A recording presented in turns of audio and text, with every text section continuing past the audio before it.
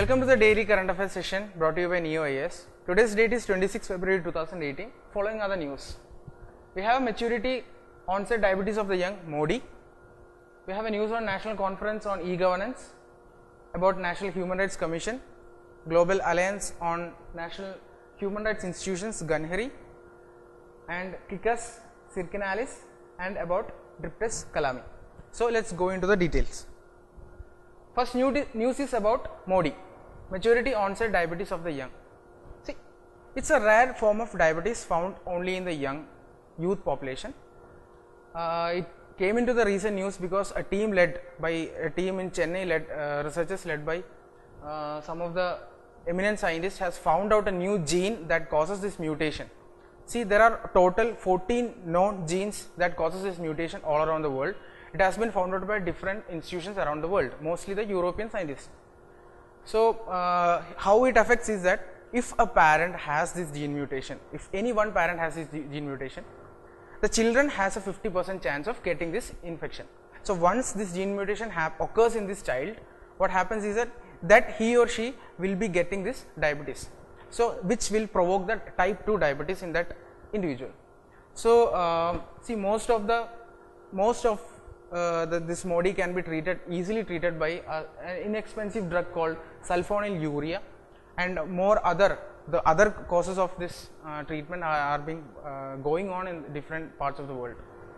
So, 3 points you have to note is about diabetes mellitus, the symptoms, the causes, the treatment, what percentage of India and the world is having diabetes, and how many are dying because of that. That statistics you have to know. Then about Mission Madhumeha. Mission Madhumeha is an initiative by Ministry of Ayush. You know all the full forms of Ayush.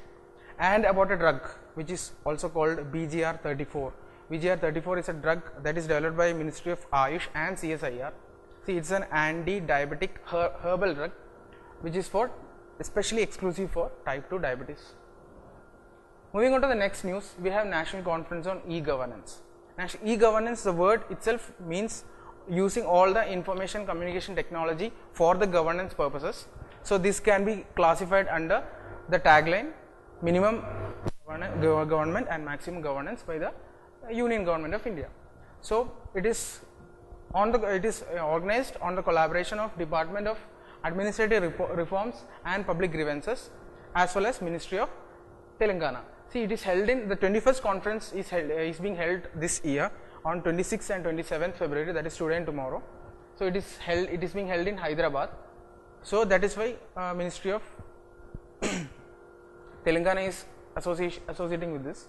See, what they do is they discuss and analyze various solution frameworks and software solutions and ICT solutions which can be used or utilized in governance, e-governance, making like digital library, digital documentation, verification process, all those etc. So, they also provide an award called National E-Governance Award, which is for best innovations in ICT solutions. Moving on to the next news, we have it's Global Alliance of National Human Rights Institutions, which can be also abbreviated as Ganheri.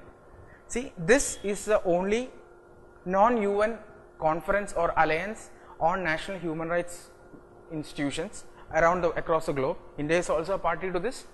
This works on the basis of UN Paris Principles of 1993. Don't confuse it with Paris Agreement 2015. This is totally different. What this alliance does is that grouping, they will discuss about various human rights issues across the world, including India. We also have many of national human rights violation issues and all over the country. So, this recently came into the news because Ganheri gave A status to our National Human Rights Commission. So, you have to refer detail about National Human Rights Commission. It is a polity topic, and India has got this A status starting in 1999, and it has retained in 2006 and 2011. The thing we have to remember is that this status is reviewed every 5 years. So, that is why 2006 and 2011. Next news is about a species which is also called living fossil. It is called Siccus circinali. It is endemic to Western Ghats, Southern India, especially in Western Ghats. These are very old species, that is why these are called living fossil. This can give information about various pre-population era, Pleistocene or Neogene era, that is why it is called a living fossil. It came into news because it is facing a threat of extinction because of over commercial uses of its leaves and seeds for commercial purposes. Traditionally, it has been used in various traditional medicines. Its seeds and roots are used as medicines. That is why this is very important as biodiversity point of view. So it grows as it grows in Western Ghats. It grow always above 1500 to 1800 meters. You can refer all those in details. Then the seed is said to be used in traditional indigenous medicine, as I have said earlier. There is a Nilgiri based NGO called Keystone Foundation. This foundation is conserving the species of various indigenous varieties of plants and small animals in Nilgiri and Western Ghats region. And they also focus on the community development of the tribal people there. Next news is about a new species that has been found out by the Botanical Survey of India. It is called Dripetus calavi. As the name suggests, this is given in respect of Dr. APJ Abdul Kalam, our former president. See, this is a close relative of the medicinal plant known to us in Sanskrit as Putra Jiva. Putra Jiva is an ancient Sanskrit medicine. So that is why you can see in the picture it has red color, pale red color or orange color fruits. It has a medicinal value, and scientists in India has provisionally assessed this as critically endangered as per the IUCN. We don't know about much status of this because it is a recently found out species. IUCN will be updating about this, all those critically endangered.